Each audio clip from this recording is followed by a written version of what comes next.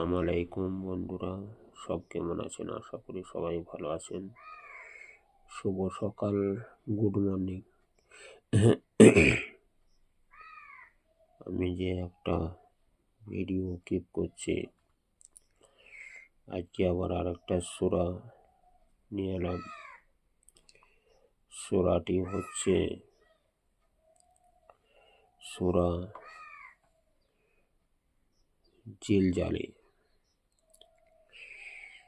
ইজাজুল বিসমিল্লাহির রহমানির রহিম।